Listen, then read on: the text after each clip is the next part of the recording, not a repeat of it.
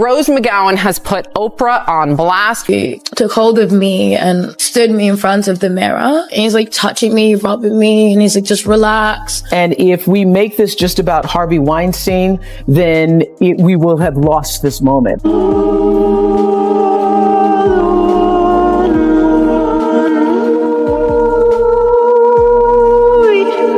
I was, needless to say, devastated and really shaken to my core when I first heard this news.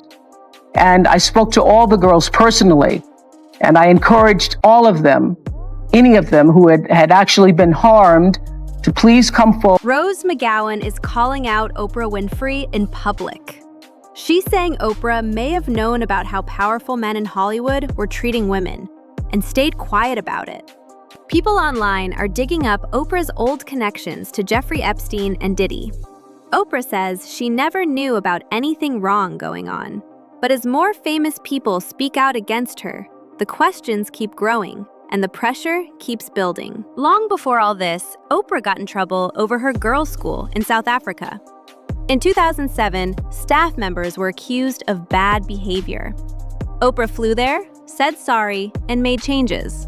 But many people felt she was just trying to protect her image, not truly fix the problem. The school drama didn't go away. Bad things kept happening. Staff misconduct, then students hurting other students, then more investigations.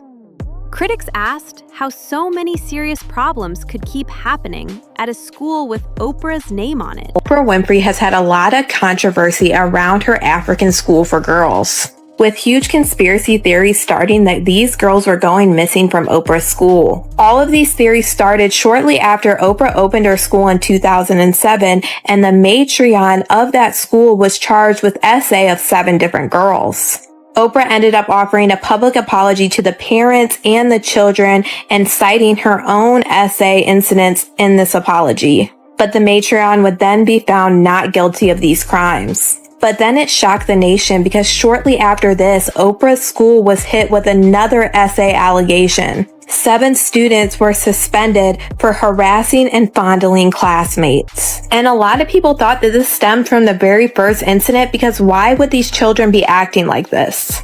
And the rumors started swirling after this point because they just didn't understand how these things could happen so close to one another. And then boom, there was another investigation at Oprah's school after the body of a newborn was found in a girl's book bag. 50 Cent wanted to be seen as more than a rapper, and getting on Oprah's show felt like his big chance.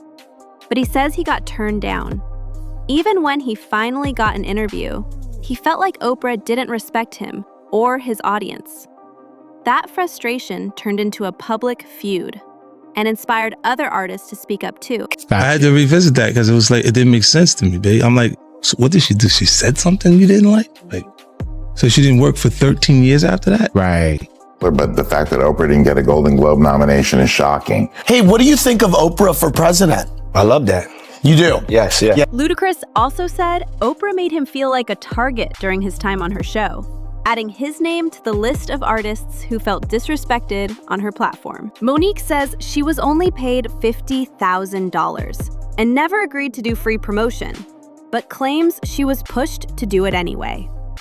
50 Cent jumped in to support her, posted about it online, and demanded that both Tyler Perry and Oprah apologize.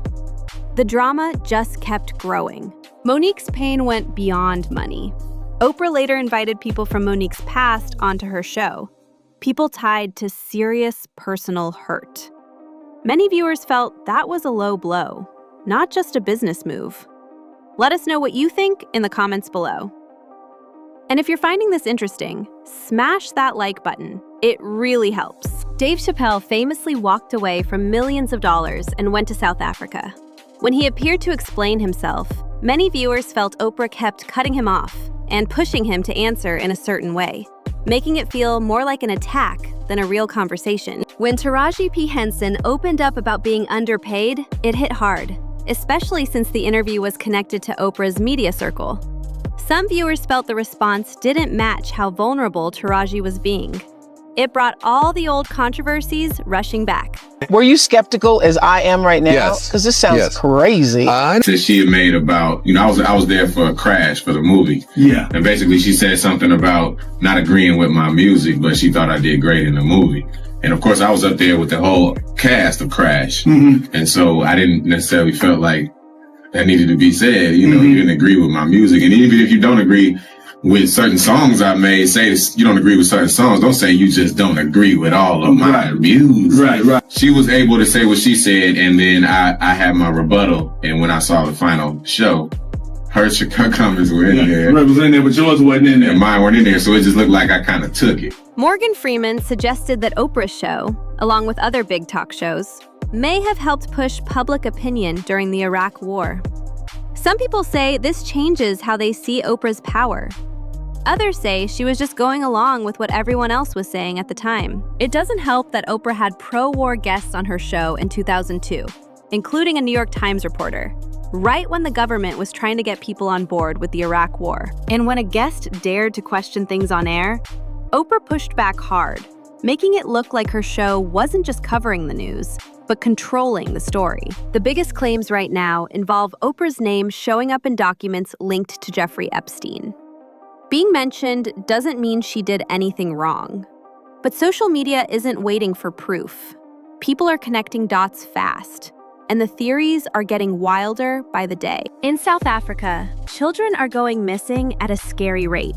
Missing child posts are everywhere on social media. Communities are panicking, and people are demanding that someone do something, because it feels like the situation is totally out of control. It gets worse. Reports show children aren't just going missing, they're being attacked and killed too. This isn't just fear and rumors. Something serious is happening, and people want answers. Then there's Epstein, who many people believe was about to name powerful figures before he was found dead in his jail cell. It was ruled a suicide, but huge numbers of people simply don't believe that. On top of the Epstein talk, critics are also pointing to Oprah's public friendship with Diddy. They say the powerful circles she moved in need to be looked at more closely, even if no one has shown hard proof yet. An old story is making the rounds again. An alleged video invitation from Diddy's 1998 birthday party that supposedly listed big names, including Oprah and Donald Trump. For some, it's more proof of shady connections. For others, it's just old rumors being recycled to stir things up. Taraji P. Henson is back in the conversation, saying she's just plain tired. Exhausted from fighting for fair pay and respect, even after years of proving herself in Hollywood. Taraji later went deeper in another interview, talking about pay gaps, bias, and how power works behind the scenes. Her story sparked a bigger question.